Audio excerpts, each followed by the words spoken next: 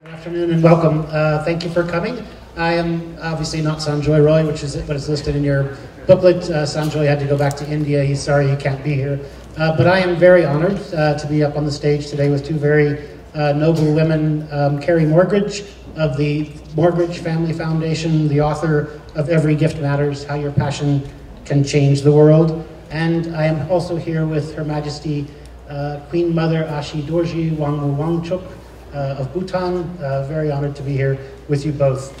Both of these women have a long history of giving in their countries and charitable contributions. Our conversation today is going to be about philanthropy. We'll run through some personal stories and then hopefully throw it open to the audience. It's very important that we engage you throughout the process. We talked about this in advance of the session and they would love for you to participate. So feel free. Hopefully you'll be engaged in this conversation and I look forward to it. As we begin, there are a lot of, if you're familiar with the biographies of these women, you'll see that there are a lot of things that are very, very similar, both in terms of their lives and in terms of their interests, in terms of giving. So I wonder if we could just begin with each of you telling us a little about your personal story, especially as it relates to giving and gratefulness. Was giving something that you had learned within your family, or was it something that you really came to on your own in your life? So please. Carrie, go ahead. I get to start in front of you? I think they want to hear from you first. You first. Okay. And when the Queen says you first, you go first.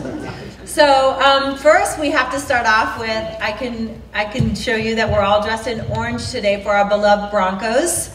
Right now the game is 10-7. So thank you so much for being here during a Broncos celebration day, and hopefully we will win that game. My life started off very simply, and I was lucky. I had a mom and a dad who really loved me. But at 9 years old, my parents didn't love each other anymore, and they divorced. And so from there, you know, life changes. And by the time I got to high school, it wasn't really the right fit for my living situation with my mother and my stepdad, so I moved out. And I put myself through high school. And I immediately moved up to the Bay Area the day I graduated high school. And Silicon Valley was a land of opportunity. For me, it ended up being an incredible land of opportunity. Because at 24 years old, just 6 years after I had moved up there, I had met the man of my dreams. So I was working 2 jobs. I ran real estate in the day in downtown San Francisco, right next to the Transamerica building. And then at night, 4 nights a week, I worked at a bar. And I worked either the 8 to 2 shift or the 10 to 4 shift. So on Thursday, Friday nights, which paid a lot of money, I made actually more money in the bar on tips than I did in my day job running real estate. I would work 8 to 5 in my real estate office. I would take Bart home. I would come back, and I would work 10 to 4 a.m.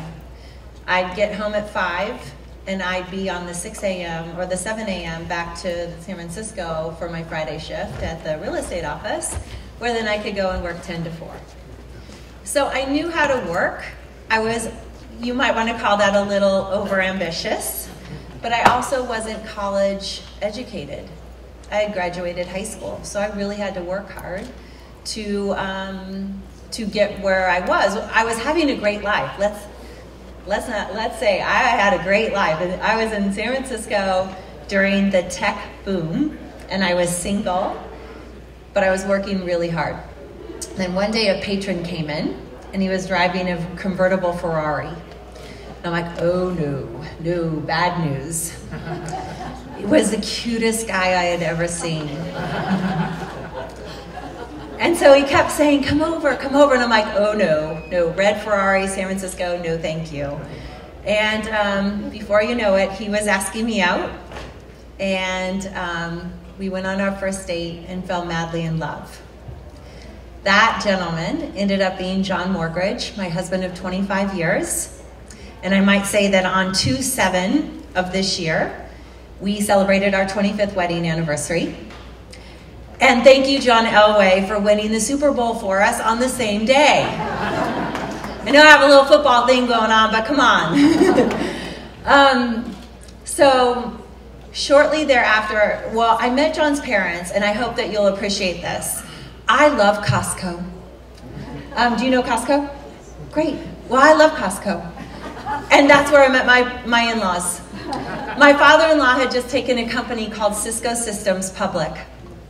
And he was buying his tuxedo for the Christmas party. Yes, at Costco. And this is the Morgridge culture. It's frugal.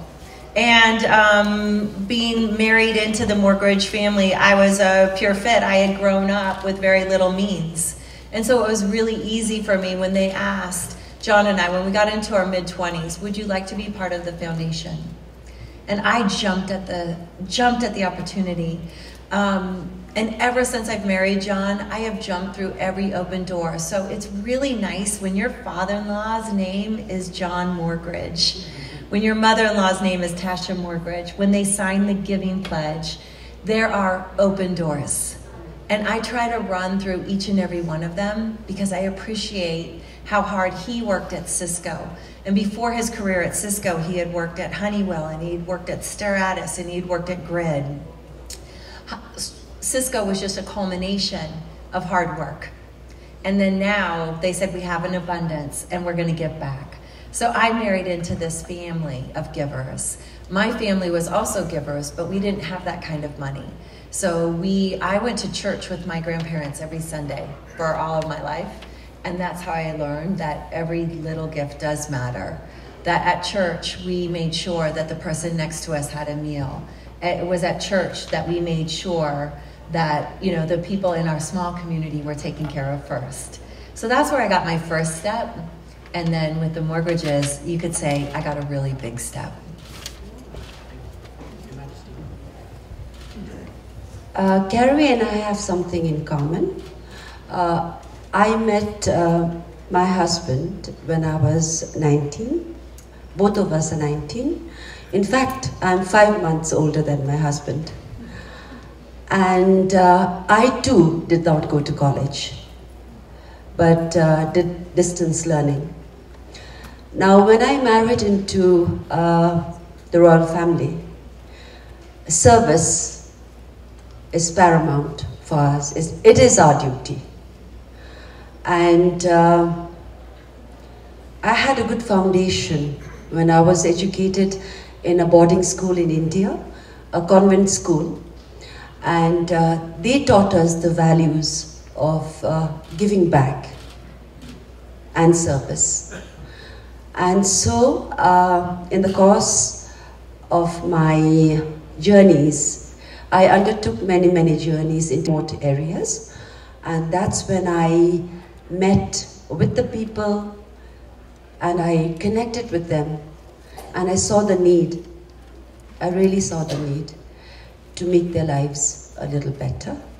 And the Tarayana Foundation has tried its very best.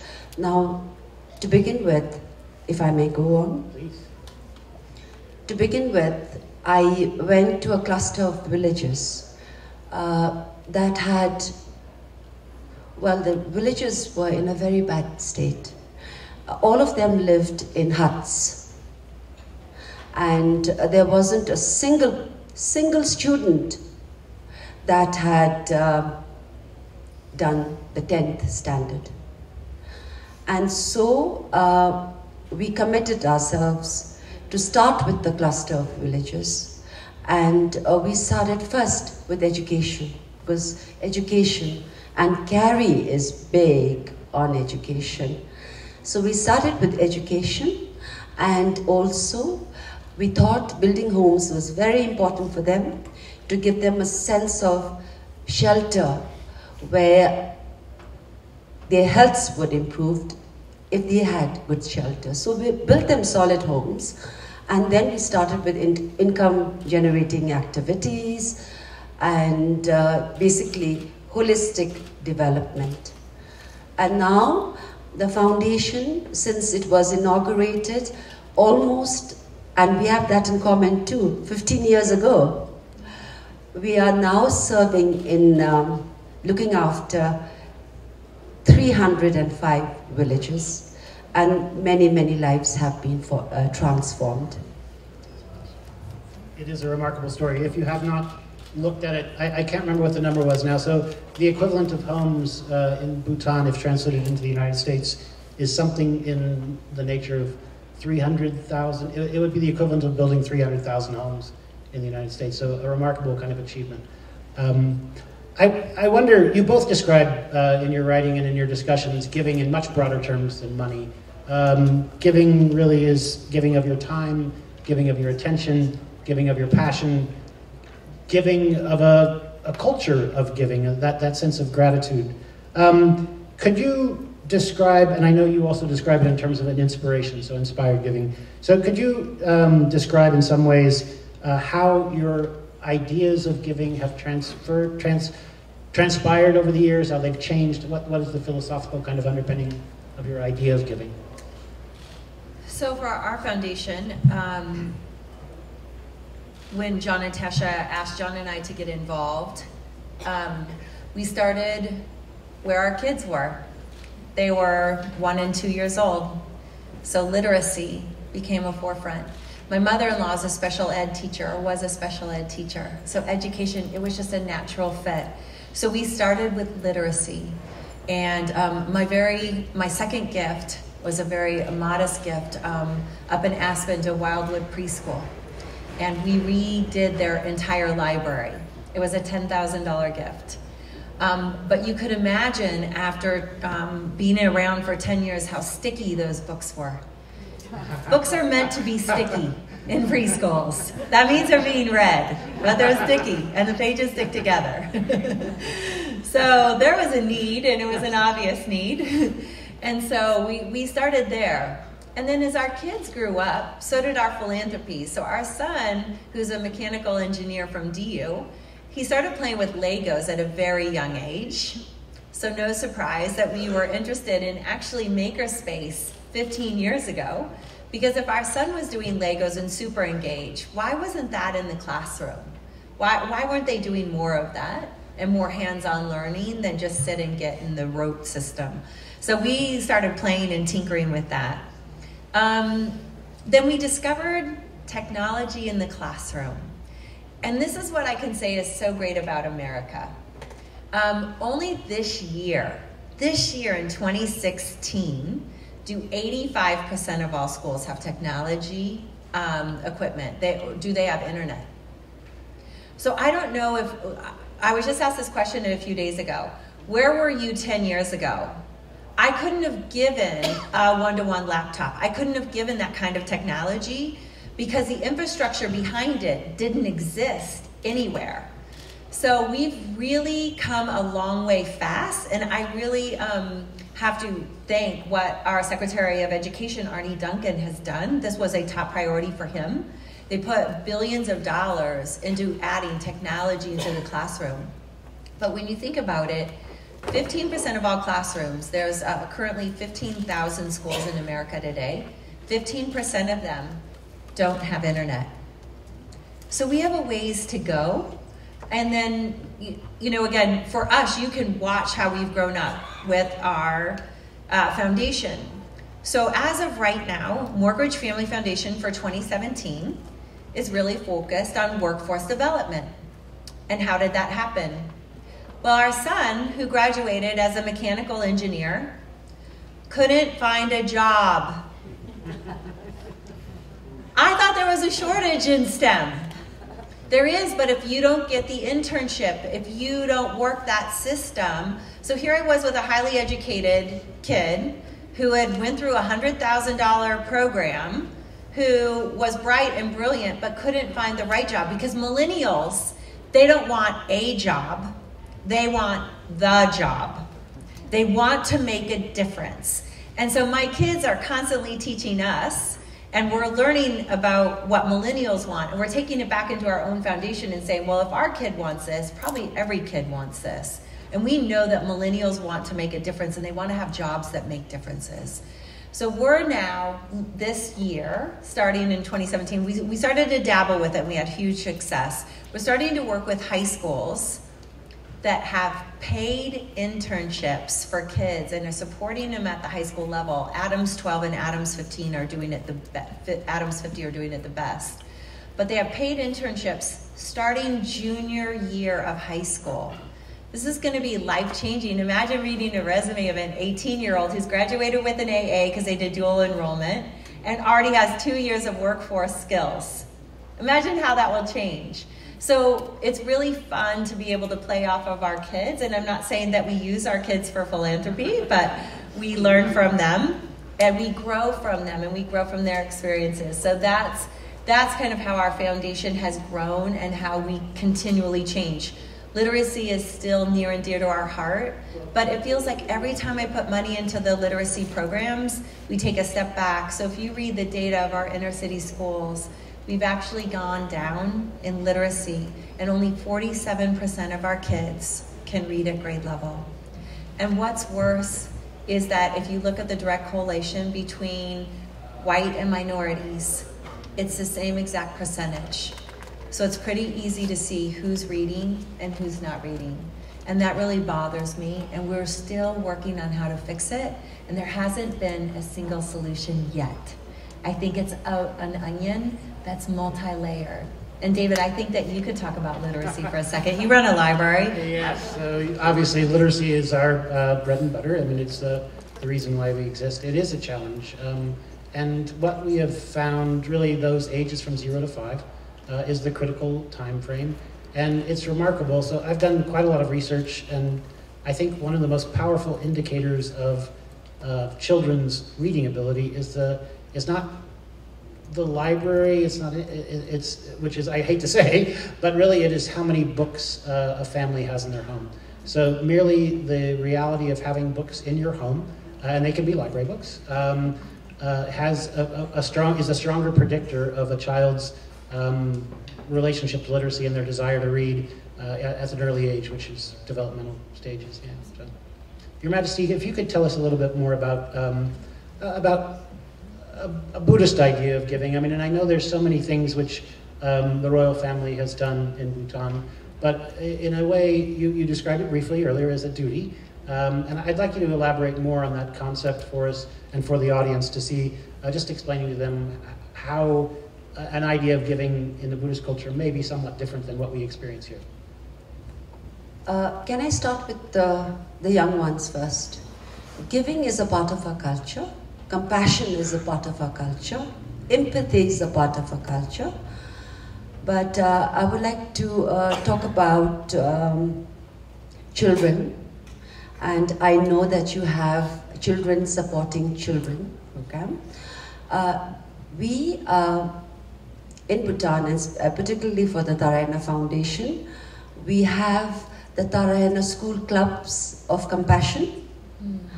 And we have the young students who are studying in very remote areas of Bhutan. And how do they make compassion operational? So here there are a few examples. What they do is, perhaps in their vicinity, if there are an old couple who are childless, they go and give them company. They wash their clothes for them, gather firewood for them, and also give them company and listen to their stories. And therefore, the oral tradition continues in the country. And we have students who raise money through the Narayana clubs to support bright students, but those who can't afford to go to college. And the more affluent students, they gather the money and put one of them through college. And another thing is that they also adopt, now this is to do with the environment, they also adopt village streams and nearby areas, and they clean them. So different schools have adopted different areas and they keep them clean for the environment. I have to say in Bhutan that the idea of giving, the idea of caring, it's very, very ancient. And there are so many ways they do it. I really don't have the time to tell you more. Okay, so we'll take a bit of a turn here. So I want to, obviously, when we look out among the world today, there is constantly something of need, whether it is an immediate kind of environmental crisis, a flood, a fire. We see massive movements of people with regard to migration. And there's always an immediate need. And yet each of your foundations has devoted itself to more, which is maybe less obvious, but probably much more important is the long game, and that is in some ways devoting your foundations to social change. And I'm thinking of issues like conservation and housing and literacy, which are, there's a long tail there, right? So how was it that how do you resist the temptation, for one, to just be in every single spot where there is a crisis, and maintain that kind of intention for the long-term social change? And is there gratitude in it? I guess do you receive satisfaction? Oh, absolutely. So that was a lot of questions. Did you notice how he tried to trick me? He had us a lot of questions into one, and then she laughed because she's making me go first. All right, so first, let's just talk about crisis for a second, because we do a little bit of work. What I found at the foundation, I have a very healthy budget. If you go and look at my 990, it's public. So if it's okay, I'm just going to tell you. I give away $10 million a year. So in the past 8 years, since my budget increased with the extra zero, I've given away $80 million. And that's how we look at it, is that every 5 years, I know I have to give away about $50 million. And so how would I change the world with that kind of crazy zeros? It's like biking across the country. I just mountain biked across the United States, and I've only been home 2 weeks. If I were to take that challenge of 2,800 miles from Alberta, Canada Banff, Canada to Mexico in one thought process, I wouldn't have made it. But what my husband and I did, it's too hard, it's too big of a goal. It's too large. Giving away $10 million, for me and my husband, it's almost too large of a goal. So we break it down into small sectors and then see what we can do. And what we first try to do is we first try to leverage our money. So every single thing that we do at Morgridge Family Foundation has to be at least a 1-to-1 match. So now I've just doubled my money from 10 million to 20 million a year, or my 50 to 100. And then from there, it also, if we can leverage city money, we do. And then it has to have impact on people. What is the impact on my community for a large gift versus a small gift? And then lastly, we do hold 10% of our budget, which is $1 million, for something innovative or something transformational that we don't really see at the beginning of the year, but it may come along. And so for what happened for us, and for probably half of the audience here, is that you experienced some sort of devastation in our Boulder floods. Yet, because that happened over 2 years ago, you know what we don't talk about anymore? The Boulder floods. But there are still families displaced today. So we've gotten involved with some organizations that do it completely, they do all of their work completely based on volunteer hours. And we try to leverage that money with them. So for us, it's just all about leverage and how do we get there, and then we strategically plan. So like I said at the beginning, we've gone from really looking at literacy projects to technology in the classroom, and now we're really focused on workforce development. So we strategically, and then this is really important, and I don't know if you do this or if you're allowed to do this. How do you say no? And we have learned how to say no in a polite and thoughtful way, and this is how we do it at our foundation. A no is never really a no. It's just not now. And so what we try to do is we try to strategically partner with nationwide partners, sometimes with the government. They have grants out there, but a lot of times with, Anschutz, Gates, people in our community and nationwide, of where a donor could go. And we try to make that introduction. We take it as far as, let me set up the coffee for you. Let me set up the lunch for you, so you could meet somebody else who's doing this work. If we're not going to do this work, maybe we could introduce you to somebody else. And we find that that's to be really powerful in helping our neighbors. There are so many great ideas, but we only have a limited budget, just like you only have a limited budget, and we only have a limited time. You and I only have so much of our time to give, like this morning, to share it with you, but we only have so much of it. So how do we make the best of it? And that's what we look for. Your Majesty? As for me, I wish I had $20 million. If I had $20 million, none of the problems that we are facing in our communities would exist. I think most of them would be totally solved. Now, in our communities where Narayana Foundation works, we have our field officers living with the communities, and whenever there's any crisis, they're the first responders. Because our field officers live, work, feel, and consult with the communities of what has to be done to make their lives a little bit easier. So, and also in our country, we have something called the Desups, and that was the initiative of His Majesty, Fifth King. And we have civil servants or anybody who's interested, who then undertake a training as first responders to any disaster. And they train so hard, just like in the army.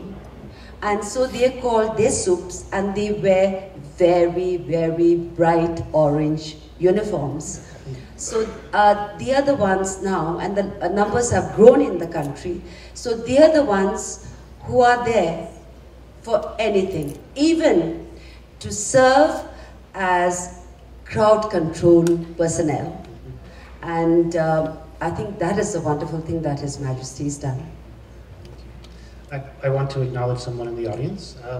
Doris Haas is just walked in. Doris is founded the Library Foundation over 40 years ago, still sits on the board, still is a voting member, and I can't thank Doris enough. She's been a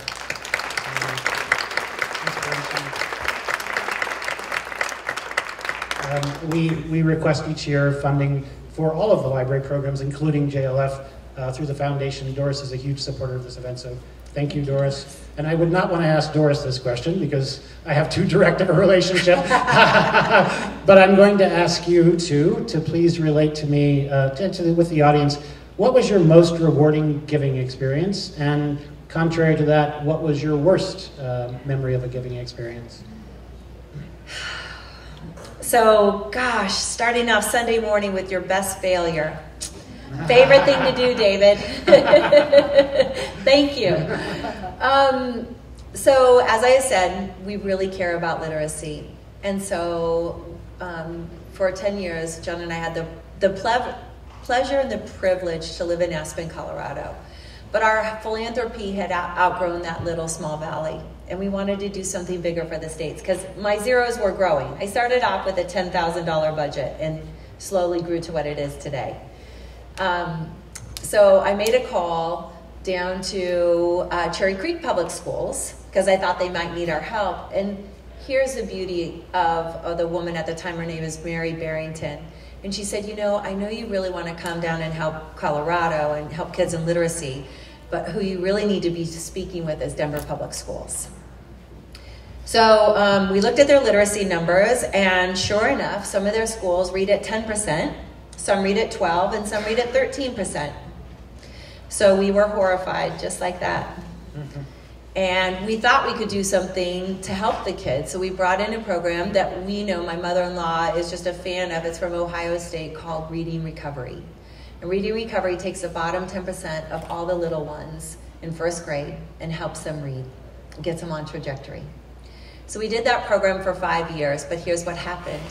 There was a factor we weren't thinking about: mobility. And Boulder Valley School District has the same issue here, is that our kiddos that we're training in first grade aren't in the same school by second grade, nor are they in the same school by third grade. So the kids that we're testing in third grade probably weren't there in first grade. So we were targeting the wrong target. So that was a huge multi-million-dollar mistake. It was a failure. And I had to suck it up and admit it. Because you know what, philanthropists, it always seems like we win. It doesn't seem like we ever do the wrong thing, does it?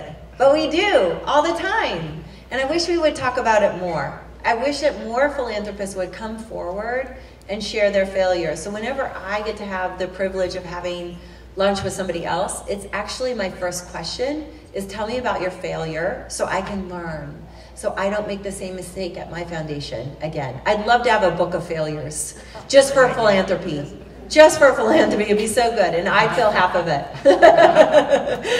But if you're not taking risks, you also don't have that reward. So on the flip side, we knew we had to do something different. And literacy was still near and dear to our heart, and it still is today. So up in Fort Collins, we discovered another program. It's called Book Trust. Has anyone heard of Book Trust here? John Farnan, my deputy disruptor, has heard of Book Trust. Thank you. The flywheel is going. If you've ever read Jim Collins' Good to Great, who lives here in Boulder, the flywheel of scholastic book programs is nationwide. Book Trust complements that, and for $7 of your money, you can support a child who can get their own books and take home. David, you mentioned earlier that the predictor of whether a child would read is whether they have books in their home or not. Book Trust solves that problem, and it's a program that all of us could do because it's $7. So I have a couple more zeros in my bank account. So I would do what any woman who cared about passionate about books. We've been involved. So this is a note on compounded giving. Compounded giving is also really critical, because don't look at your money as a one-time gift. Look at it as a 10-year out. So let's say you give to your church $200 a month. That's a little over $2,000 a month. In 10 years, you've given $20,000. That's impact. So sometimes look at your giving as the long road. And that's how we look at it with Book Trust. So in my 10 years I've been involved with Book Trust, I've given them $1.7 million. This has funded 670,000 books, and it's affected 33,000 kiddos.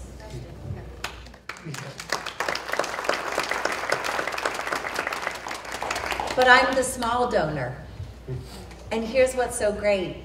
It's donors who are giving $7 a month. It's donors who are giving for $50 a month, you can support a child for a year. For $100 a month, you can support 2 kids for a year. See the math? It's that there is a grassroots movement in philanthropy, and that's what we really look for, is how many people are involved with the organization, and this organization is thriving and growing, and they keep growing into different states. So they're not in all 50 states yet, but they're getting close. So, Your Majesty, can you relate to us your most rewarding giving experience? And contrarily, your least rewarding. There are many actually, but my most rewarding experience is going to a village, like I stated earlier, cluster of villages, where there wasn't a single one who crossed the 10th standard. And the foundation then supported the students to pursue further education because they did not have the means to do so. And now we have in that village engineers, doctors, and many, many college graduates with very good jobs. So I think for me, that is the most important. And also in that village, and this is a part of my satisfaction, my success story. Actually, it's not mine, because it's always a group of volunteers who make all the difference, who support me. So we built for over 1,000 people with no homes in these villages. And I think my biggest failure, I have committed to building another 1,000 homes.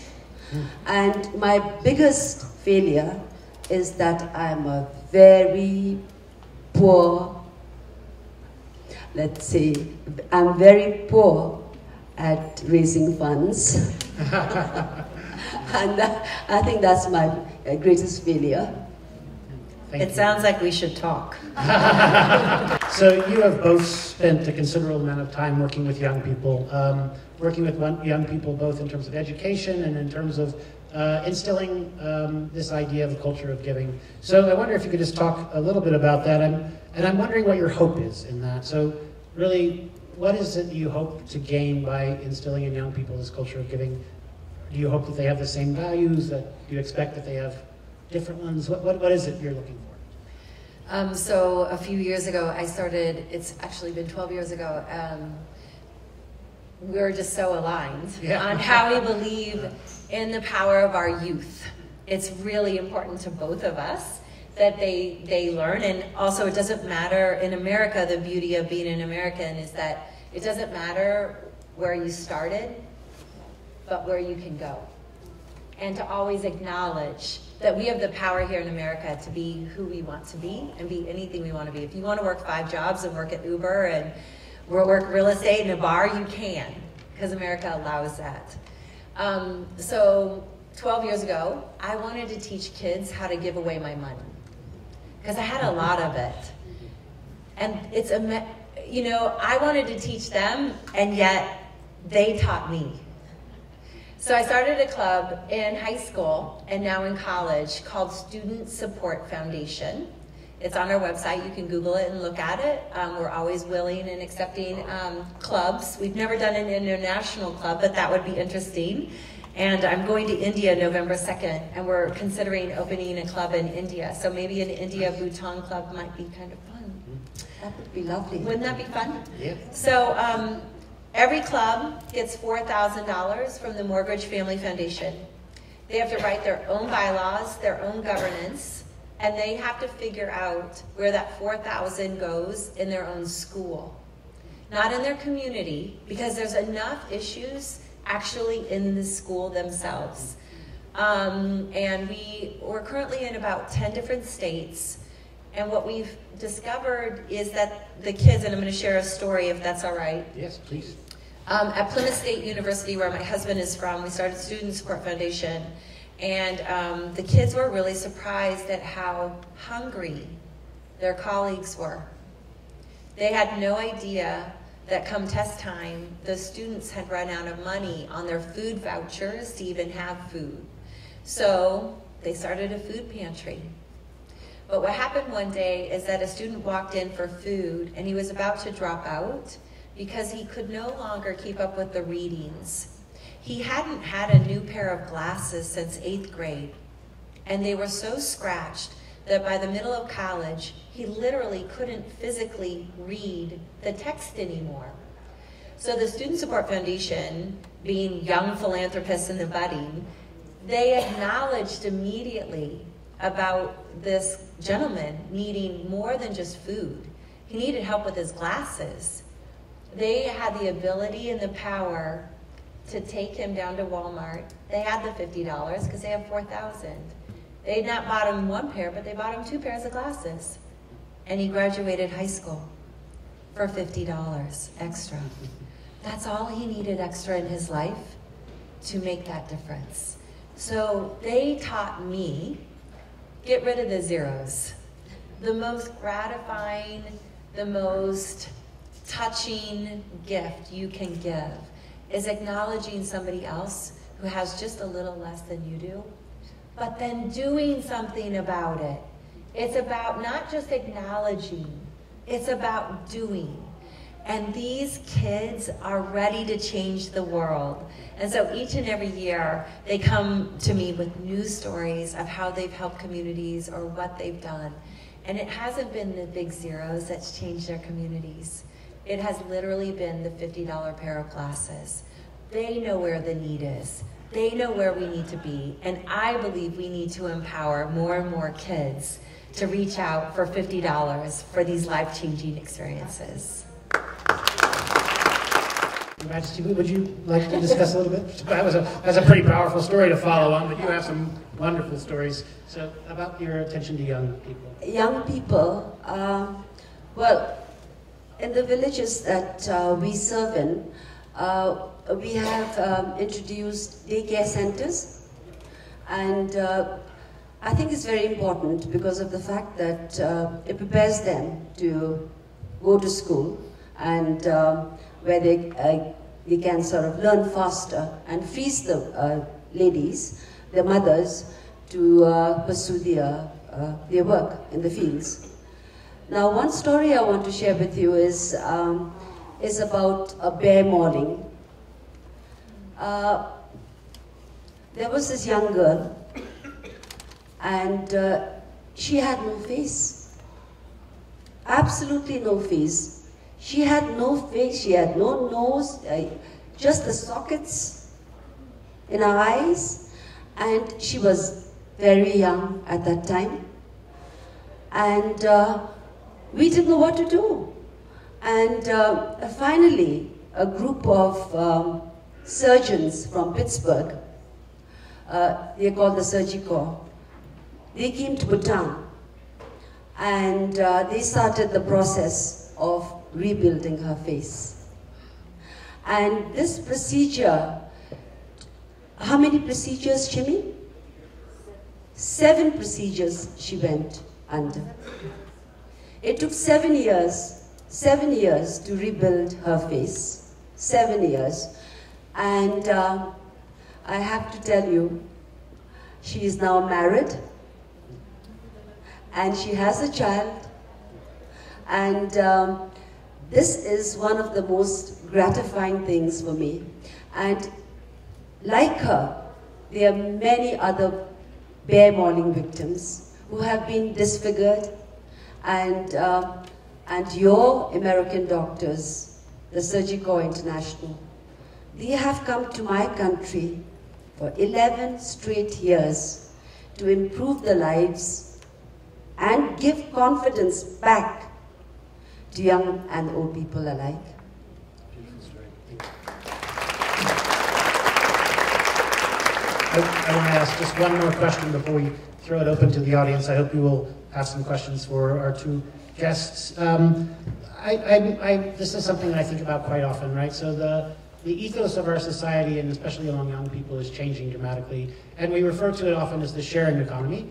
And the sharing economy, I think, has many, many benefits. I think there are also some potential drawbacks. Certainly there are critics of the sharing economy, but how do you see that change in ethos in our society, specifically, mostly in Western society, among young people, less to own things and more to share them? How is that going to be a positive in terms of the future of philanthropy?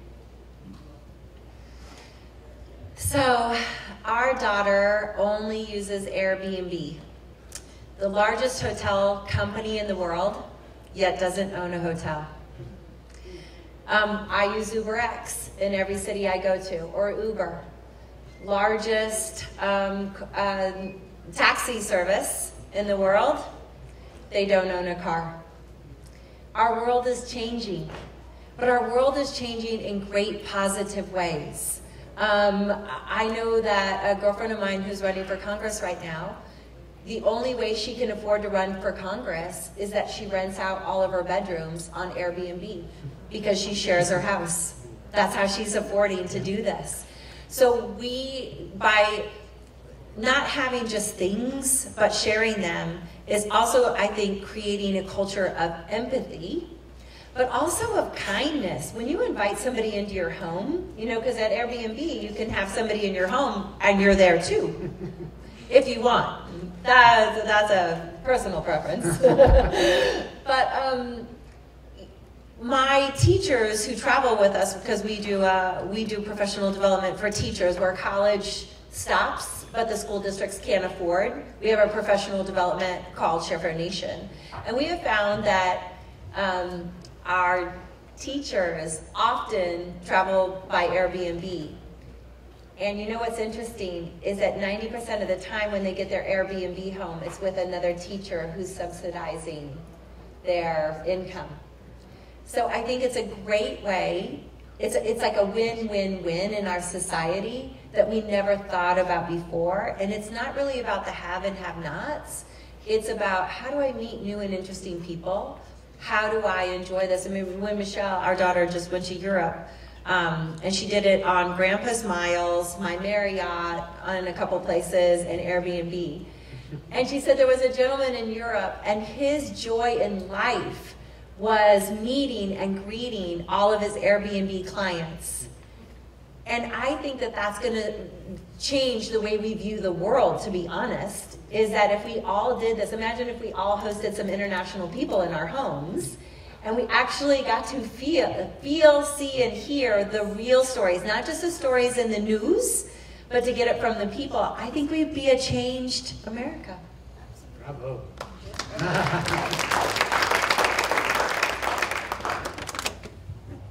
From my own experience, Bhutanese people, and particularly it's a Asian ethos that a guest is like a god.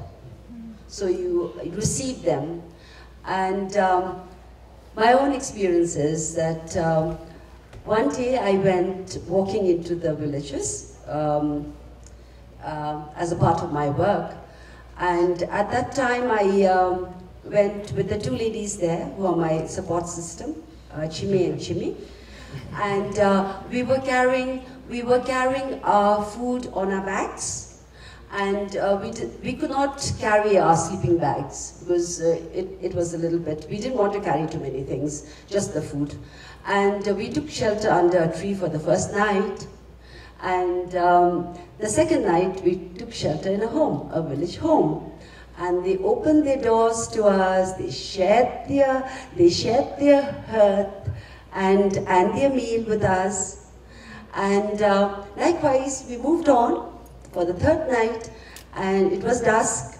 We knocked on the door again, and they let us in. They gave us the best rooms and shared their food with us. And actually, I went incognito. So they did not know who I was.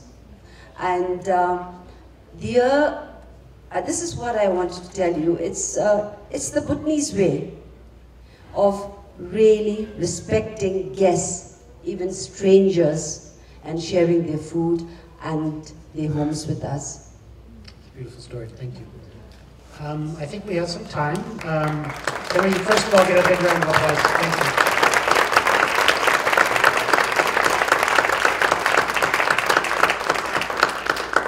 So we would love to take some questions, please. Thank you. Mine is not quite a question, but it is a little bit about sharing. What you have said today resonates very much with my experience in South Africa. And so I would like to share with you and ask you for a little bit of your advice in terms of how one deals with a massive problem. I sit on the Oppenheimer Memorial Trust, which gives R1 billion. With the exchange system now, you can knock off a couple of zeros to education, to literacy, to higher education, and so forth.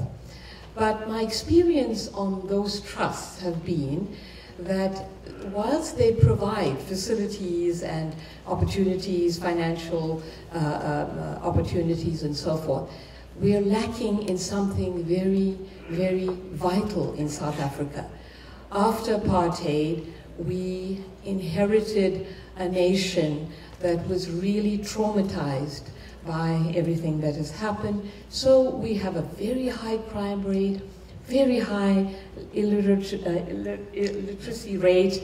We have HIV, single parent, no parents, children raising themselves. In the process, one is challenged to say, what can we do to lift them up overnight, literally? How do we do it? And I think that what you've said is very important, that each gesture is something to be celebrated. And so I would like to share just one little experience with you, and to say how I grew that into a project called Each One, Teach One. So I was walking down my neighborhood, which happens to be an upper middle class neighborhood, and I saw a young guy opening up all the bins, and I noticed that his fingers were very elegant, sort of thing. Perhaps that wasn't for him. So I stopped and I asked him, what are you doing? And he says to me in Zulu that he's looking for old metal and so forth. So I engaged him in a quick little conversation, and then he said he hadn't eaten for 3 days, but that he drank water, that he comes regularly to do all of Northcliffe Avenue. So I said to him, have you ever thought of doing anything else? And then he said, well, he thought of perhaps opening a little cigarette, a little shop, and he needed 6,000 rand, and so I engaged him on that. I said to him, in half an hour, go down to 9 Northcliffe Avenue, where I live, and we'll give you something to eat. So I go back home, we give him something to eat, and I say to him, I'm a bit nervous of you, 21-year-old, but I would like to help you. So he takes out his ID book and he says, no, I'm fine, I don't do crime. So I call my caregivers and people. We said, let's give this guy a chance. So I said, I will give you 100 rand each Sunday if you come and sat there and guarded my house. And then I'll talk to the neighborhood. Anyway, to cut a long story short, we started to do that, and I knew he would buy bread and milk for the week. So I said to him after that, you'll come in and tell me, read, there are a whole pile of books, read them. Tell me what you don't understand, and I will give you 45 minutes of my time, which is what happened. And that's how we developed him. Today, he's standing, we found him a job, in the, proper job, and he's got a family, and he's gone on to study. I wrote that up as a project to ask other families to do that, whereas we teach, he can teach us as well, a lot about the culture and so forth. So the whole thing about philanthropy is much more than giving the money to projects. You actually have to dirty your hands, as the Queen has done, and gone incognito. Sorry to be so long drawn out. Thank you. I wanted to share.